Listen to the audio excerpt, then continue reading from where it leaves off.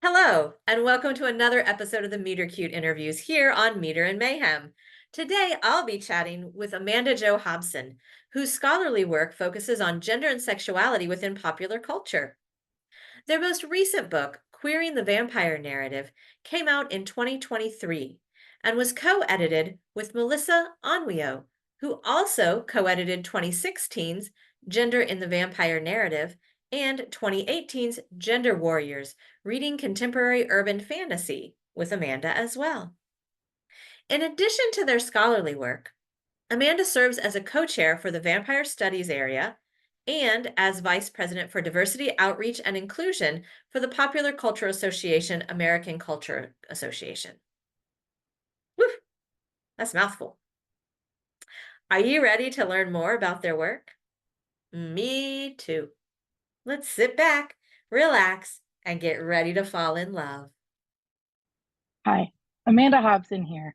I'm going to be reading from Queering the Vampire Narrative, co-edited by myself and Melissa Onwio. And I'm going to be reading from the introduction called Queer Vampires, Queering the Vampire, and the Transgressive Undead, and Introduction. As we embark on this third text exploring the vampire's liminal positioning as cultural outsider, this icon continues to inhabit spaces of contradiction, living but undead, anachronistic while transgressive, powerful yet weakened by their natures.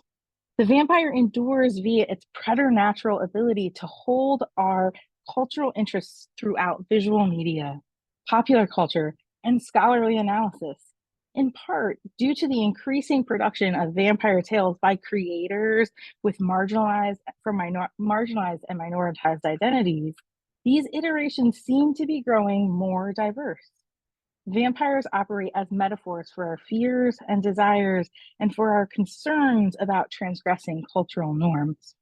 As we've previously argued, thus the vampire functions in a multiplicity of ways depending on the cultural positioning of its creation, the ways a particular generation views itself, but in all iterations, it reflects our desires, concerns, and while reflecting our solutions to the problem of the day.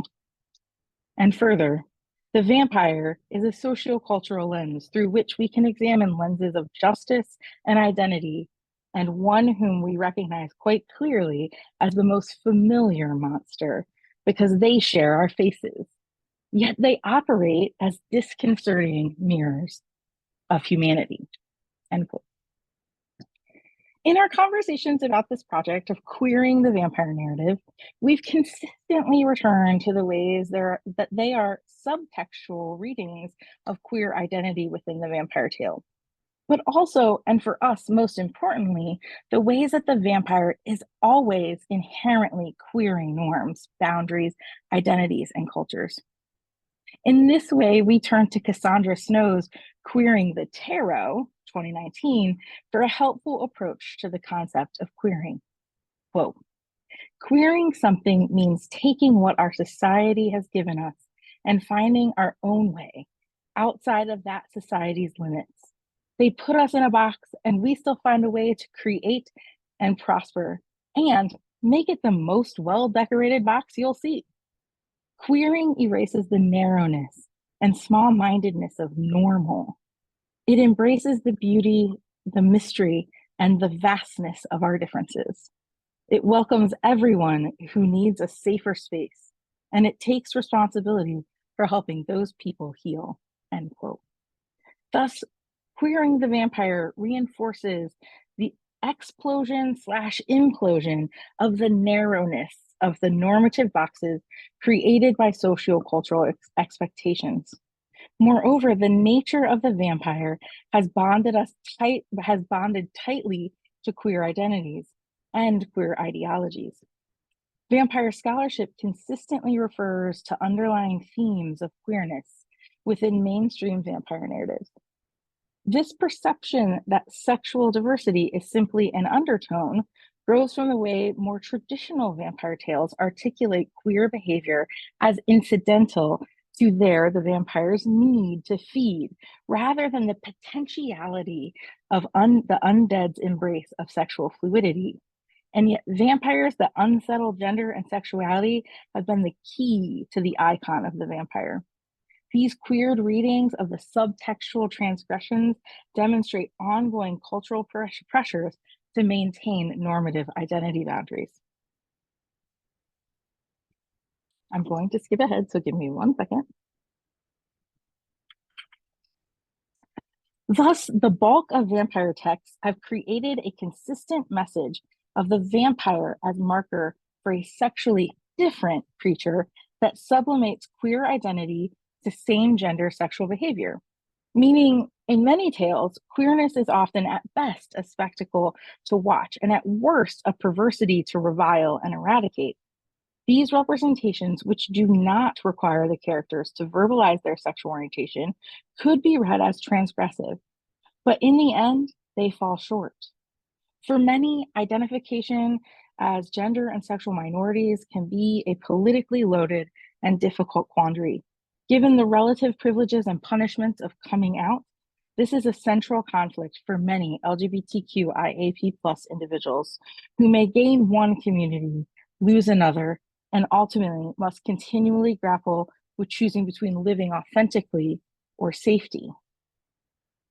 And no matter the individual choice, there are always ongoing consequences. The 2020s are a time in which many countries, communities, and individuals frame queerness as the abnormal, creating barriers and dangers for queer and trans folks. And we sit in a moment in which many states within the United States are debating and enacting anti-queer and anti-trans legislation. The act of coming out, of naming oneself as queer and trans, and of creating openly queer content is by its nature a political act within our current context of heteronormativity and cisnormativity. Queer theory articulates the idea that queer demonstrates an action. Theorists like Judith Butler argue queer is a verb and it indicates doing rather than being. Gender and sexuality are performative. They're performative in the sense that gender and sexuality are enacted through engaged perceptions and behavioral cues that are often pronounced. The naming of sexuality creates the action of producing that sexuality, and more, the enactment of sexuality crafts the ongoing reimagining of the language, visual, and verbal of sexuality.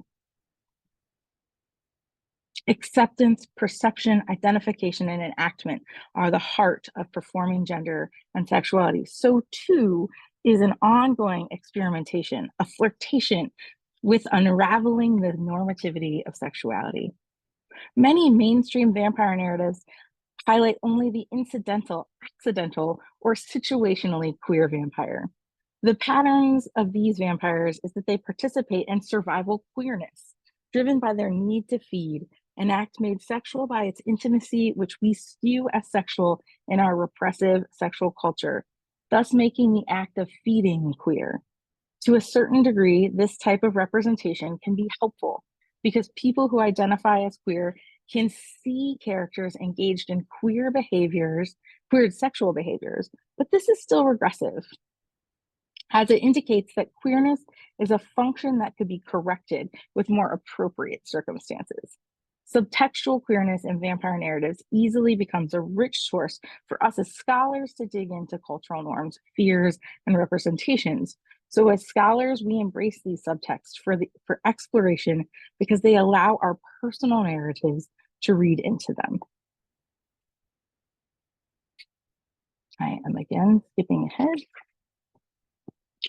With the diversification in the representation of the vampire, the depth of it as an icon of the other grows as representative of the expansion of our understanding about gender, sexual, and relationship diversity, specifically demonstrating that these identity categories are not stable monoliths.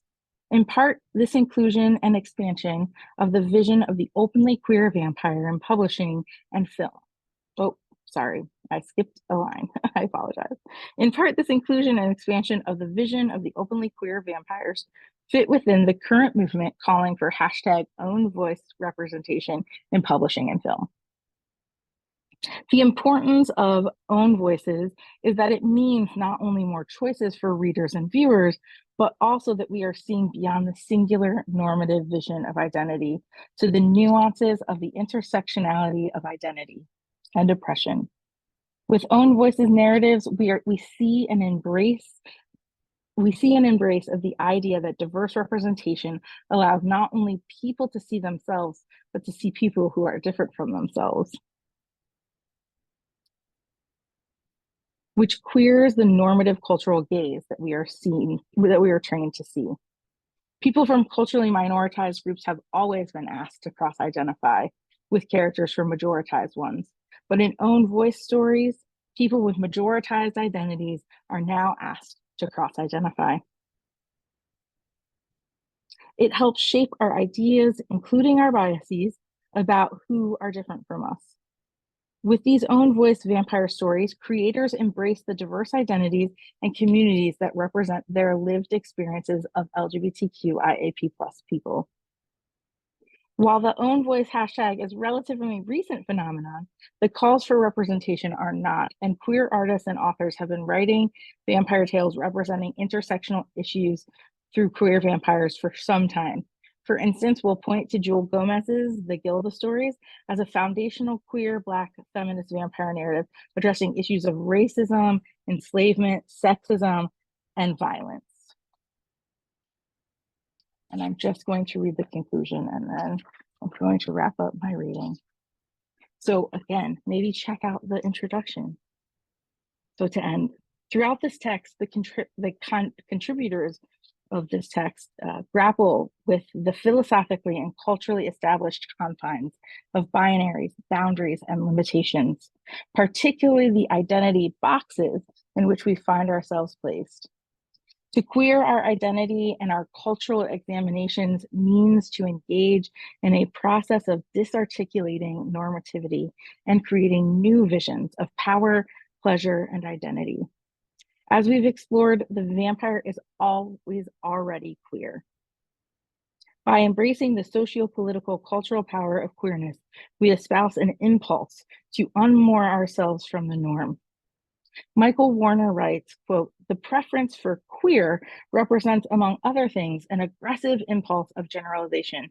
It rejects a minoritizing logic of toleration or simple political interest representation in favor of a more thorough resistance to regimes of the normal. For academics, being interested in queer theory is a way to mess up the desexualized spaces of the academy, exude some rut, reimagine the publics from or for which academic intellectuals write, dress, and perform," end quote. In this vein, we return time and again to the ultimate queer icon, the vampire. The vampire continues to mess up our disciplinary rigidity and waltzes through our attempt to create neat genre delineations. Even in the most repressive and prudish contexts, the vampire cannot help but ooze sexuality, even if it's a sexuality pushing at pain, pleasure dynamics, and other types of sexuality. The vampire bleeds all over our attempts at neatness. And in the vampire's messiness, vampire scholars get to explore, create, and imagine. Thank you. Amanda, I really enjoyed getting to hear you read from the book. And I loved the pun there at in this vein. Nice, nice, nice. Had to do it. It had to happen, right? Um, you mentioned was it the Gilda stories, I think you said? Yeah. Jewel What Gomez is The Gilda Stories. when was like what year was that? When do you know when that was? I do. That was published in 1991. Okay. Yeah, so we've got some history. Yeah. Because yeah, that's what I was wondering how far back that went. And in listening, the whole time I was listening, like my brain kept going, "Oh, I wonder what the book has to say about this book or that book." And so lots. I want to read it now and soak it in. Even though, man, since I'm out of academia, you don't realize how much like your brain gets in a certain way of being able to think about things like that Yeah. until you sort of ask it to start up, and it's like you feel it go like, and you know it's going to catch up with the ability to think about Yeah. theory eventually, but Yeah. like Yeah. it's Hey, gonna my brain still does that, and this is what I do every day. So right. Yeah. Well, and that's the good thing about a book. People can sit there even if they've never read stuff about theory, or if they've yeah. haven't read it for a long time. A book you can sit and you can take your time with it and read it at the pace, whatever pace. Even if Well, and I will also say to the rest of the contributors who wrote in this book, the introduction that we wrote is probably far more theoretical. Like we were trying very hard to ground the work that we're doing and helping folks understand that querying is a much more important academic teaching tool than we think a lot about it, in the way that it does so easily encapsulate breaking barriers and binaries. So the introduction is far more theoretical than some of our contributors who did amazing jobs talking about some really cool pieces, historical pieces as well as contemporary pieces. We've got one on Vamp, the great 80s campy vampire movie Vamp with Grace Jones. We've got one on Poppy Z. Bright's Lost Souls, that gritty novel from the 90s. So we sort of run the gamut, and something on The Hunger. So yeah, so it sort of runs the gamut. excellent. What is the oldest um piece that it talks about? Like the oldest book or movie that gets talked about in the book? It's probably Vamp, since that's the 80s. So, and The Hunger, those sort of came out in pretty similar time frames. Excellent, excellent, cool. Cannot wait. Um, so that leads me to ask a question. Thinking about reading things. Um, I'm interested to know, what is a book that has caused the most mayhem in your life? So this should shock no one, I'm going to guess, but probably the book that caused the biggest stir for me, and it's because of when I read it, which is when I was 10 years old, I was handed a copy of Interview with the Vampire by Anne Rice. I'm not sure I should have been reading Interview with the Vampire by Anne Rice at 10, which then, of course, led to me reading every book that Anne Rice wrote, including ones under pseudonyms that I should not have probably been reading as a not even teenager. But I did read them. So, and I mean, definitely Interviews with the Vampire was the one that it caused mayhem, because it was probably both a book that was a little too old. I also read Stephen King's The Stand at the same time. So probably some books that I probably shouldn't have been reading, but they were books that fundamentally altered how I was thinking about the world. And they really started me on the path to where I am now, getting to read some books that really shook up my brain and made me start thinking about things that I never thought about before, and those kinds of things. So that I would say Anne Rice is definitely the culprit. I think I was 12 or 13 when I read that. And then, I mean, it doesn't sound like that big a difference between 10 and like 13, but that's a pretty formative time Yeah, going on. absolutely. So, What is your favorite Anne Rice book?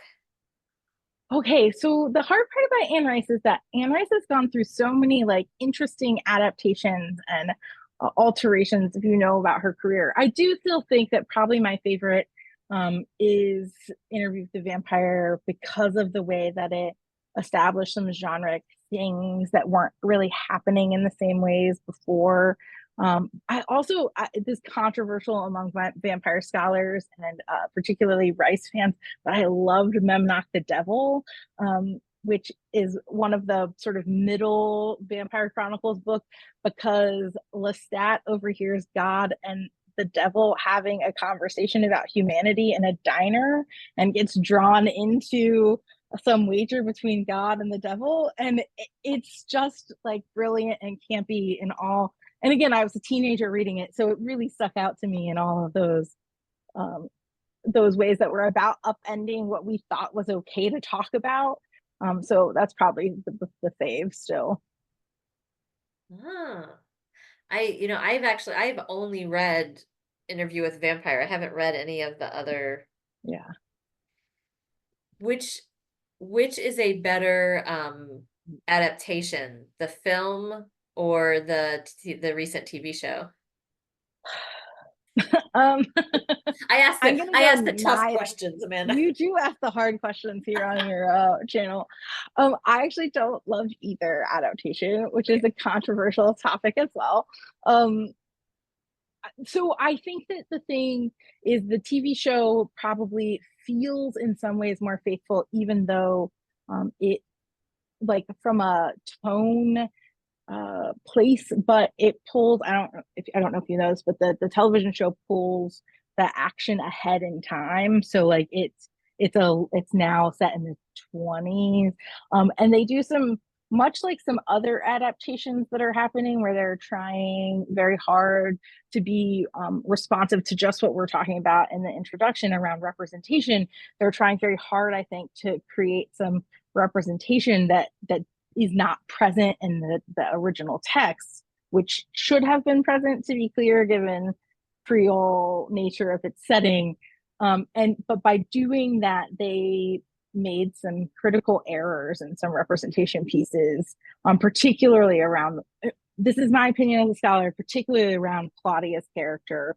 They aged her up pretty significantly in the television adaptation to be a teenager, and a teenager, a young woman of color, and then did what happens often to young women in science fiction television shows, which is had a sexual assault be a part of her narrative as a teenager. And so while there are pieces of the television show that are more faithful, they have done some things for television that I think should not have happened. And then the film adaptation is fun and campy, and who doesn't love Neil Jordan? Who doesn't love like a Tom Cruise, Brad Pitt um, homoerotic scene in the 1990s? But I say read the books, don't watch either. That is fair. I have not seen the TV show. I just saw various people talking. Um, It's good. It's great. It's actually great. It has flaws. So, like everything. like every Yeah. All of so our favorites are problematic, right? I'm gonna veer away from the vampires real Yeah, please. quick and ask a question that I don't know if so original charm or a reboot. Original Charm. I mean, again, I value what they were trying to do with the reboot. My concern about the reboot is that they tried to do like the most rapid storylines ever. Like they didn't give the storylines time to breathe. And I get it. Like what we know about television right now is that, particularly television, is that they are creating television because they know we're on our phones, right? So they're really creating television in ways that are making us doing things so it pops up so we can, oh, that thing, I should watch it now. I should look away from my phone and watch the television. Where you can step out and step back in and not have missed things. And if you do, right, like you'll watch it again, right? And so they just didn't give the storyline time to breathe. And Charmed Original, it also had its flaws, but they gave those storylines time to breathe, sometimes too much time to breathe. Um, but yeah, Yeah. that's my I enjoyed the reboot and was sorry to see it canceled, but because I feel like if they had ever actually felt like they were guaranteed another season, then they could have done that with the agree. storylines. But I think they were constantly in threat of like, you're not getting another season. Um, but yeah, the original Charmed, I did a rewatch right before the reboot came out so that I would be sort of because I knew everybody would be comparing stuff online and Mm-hmm. stuff. So I wanted to like, and when people said that the new one was cheesy, I'm like, have you seen the old one recently? Because oh And I actually think the sisters, their relationship is so authentic in the new. Like they just did some really interesting, cool things in the reboot, and they just didn't give it time. They didn't give it space uh, to really blossom. yeah, that's I think that that is so often the case with TV shows that I like Hmm. lately, that the ones I like get canceled, and the ones that and they end on these, notes where you're like, um, I'm gonna throw a wrench into this whole thing. I just want to say one word, which is Willow. I, don't get me started on like they had to, because did they do a tax write-off on it? Because it's like not they even on must have Disney because it's Plus gone anymore. now. Yeah. Yeah, one of the best shows I've ever seen, hands down. Creative, interesting, well acted, well written, and they essentially just wiped it out. Yeah. I'm actually Yeah. starting to cry, Amanda. I'm so sorry. I didn't mean to throw it in because I knew I think you and I had an interchange on a line about it once, but like it was just so good. So I did a quick rewatch of it like in like a day right before I knew it was going off of like Disney Plus because I just desperately wanted to watch it again. So Oh, maybe sometime down the road they'll bring it back. I don't Walt know. Disney Company, if you hear this, bring back Willow. More Willow, less Marvel. Just just kidding. Um, yeah. Well, and this is a side note, um, which I could just say after the camera's off, but I'm just gonna say it now anyway. We were thinking of getting rid of Disney Plus because we're trying to Mm-hmm. par back on some stuff. And but then the new Doctor Who is on Disney. So I was like, well, I guess we're keeping it.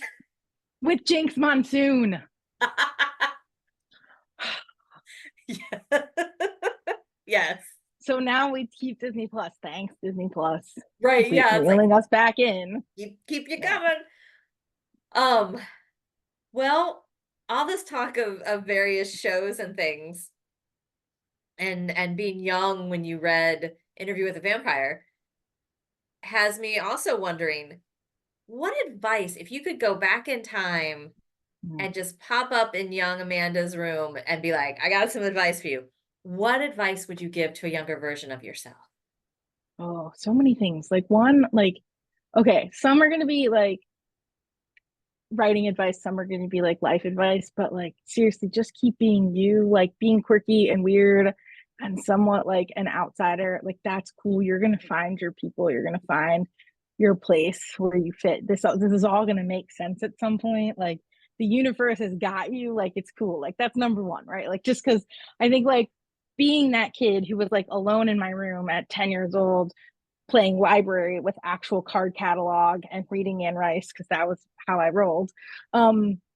Like you feel pretty quirky and weird and you feel like an outsider all the time, right? And I think that having heard from just like grown up me, like, look, it's gonna be cool and you're gonna like write awesome books and do cool things. And I think that I also would have told me don't give up on being a writer, like because there were times in my life where I didn't feel like I was a real writer, right? Because of whether it's, the way teachers do some stifling around what kind of writing matters, or whether that's, I don't write an iambic pentameter perfectly, or I can't write a haiku to save my life in my creative writing classes and those kinds of things. Like you can be a writer and find other ways to be creative and just keep pushing through. I think those are the things, and write what you love because for a really long time part of why I am so engaged in doing vampire scholarship is like genre writing gets kind of a bad rap sometimes, like, oh, that's just hack writing, whether it's romance authors or horror writers or whatever it is. And it's okay, write what you love, write what speaks to you. And that's what I would have told myself. Like, you don't have to fit into a box of writing poetry because you're a sad misanthrope gothic teenager. You can write ridiculous romance novels set on alien planets. Like, that's cool too. um, that just makes me think of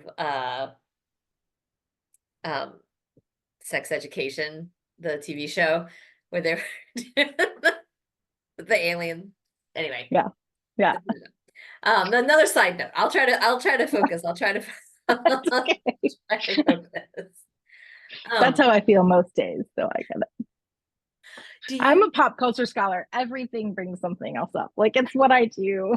I Except now my students don't get my references when I make Buffy references. So it's a tragic moment for me. oh, it is. It's not even like they think of it as like a classic. They just don't. Not really. Most of them don't even know what I'm talking about. It's a tragic moment. Oh, what? Or they say that their mom watches it or watches it, and I'm like, oh, yeah, because I am that age, right? Like, so it's like that moment, right? Great, your mom watches Buffy. Cool. Well, Yeah. so There was some, I can't remember what, when it was back when I was still teaching and I played, like, I always like to play songs when yeah. people are coming in to, with whatever the theme of the day is going to be. And there was something that I was just like, yeah, I'm real current. I'm real. And, first thing out of someone's mouth, oh, my mom loves this song. Like, Yeah. oh, no.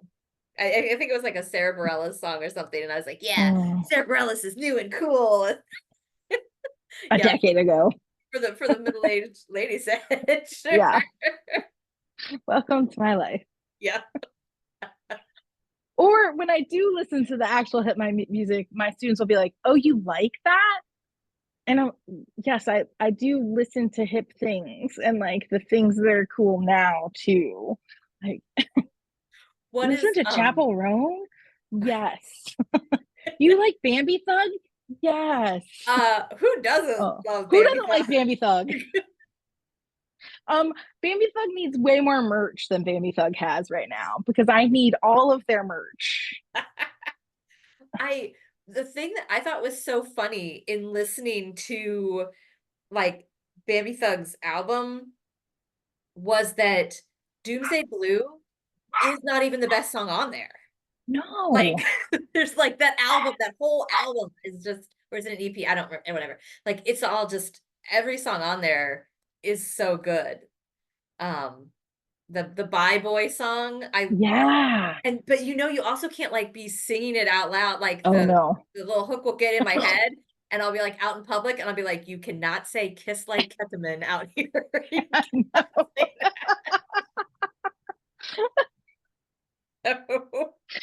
that. You cannot say things. You cannot sing Kawasaki in public.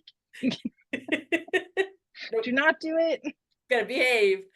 I think most of my recent music is because of Eurovision. Like that's the only way that I can feel semi cool. Oh, but then that's only if a Eurovision person like kind of makes it out into the general American music scene. Which doesn't happen much, sadly. Not as much as it should. No, there's, yeah. And I finally found something that helps me understand how people feel about football. Mm, Like Tim and I do, um, I just realized I just say my husband, but whatever. I don't, anyway. It's easily Googleable information anyway, but we do little meals for the semifinals and the final where it's like whoever we're supporting, we try to do, you know, Karelian pies because Tim always supports Finland, at least the okay. last 2 years, right? Like, um, but really hoping that it isn't like we've just finally found something that we love and then it all implodes on itself. Yes. We'll Yes. we'll see how that. Which, yes, may be a thing. Yeah, we'll see. But yeah. Yeah. But So, yes, everyone should watch Bambie Thug. Go watch Bambie Thug. yeah, Enamored. huh? I said I'm enamored. Yes. Yes. Have you seen any of the Eurovision pre-parties and the outfits that they wore to the Eurovision pre-parties?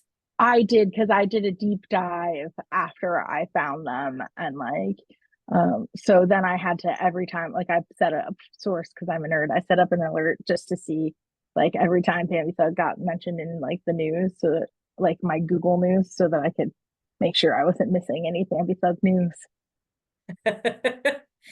Excellent. Well, I will have to, on the writing prompts, I've been doing Eurovision songs along with Ooh, the writing prompts.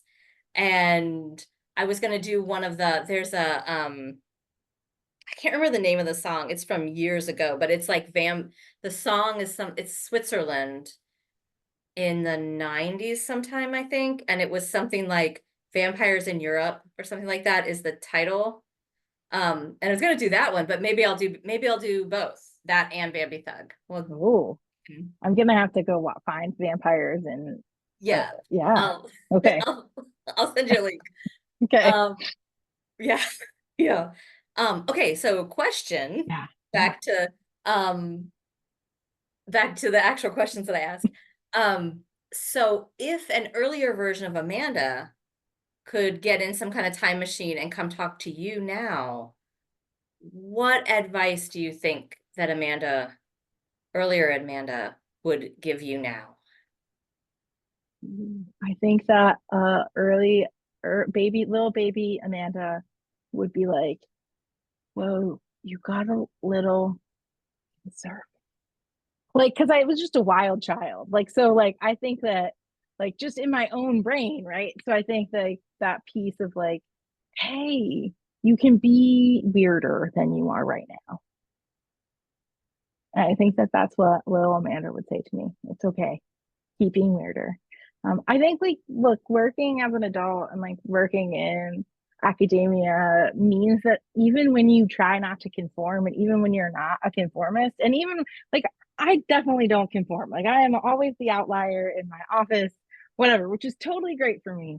And again, I found my people, I found my places, I found a really amazing community that I didn't always have.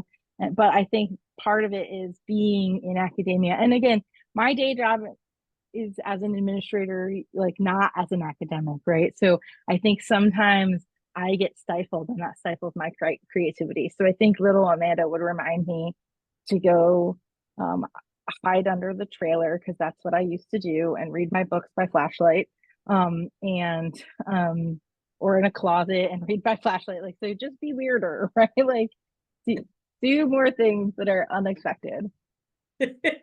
So somebody comes into your office and you're like under your desk reading.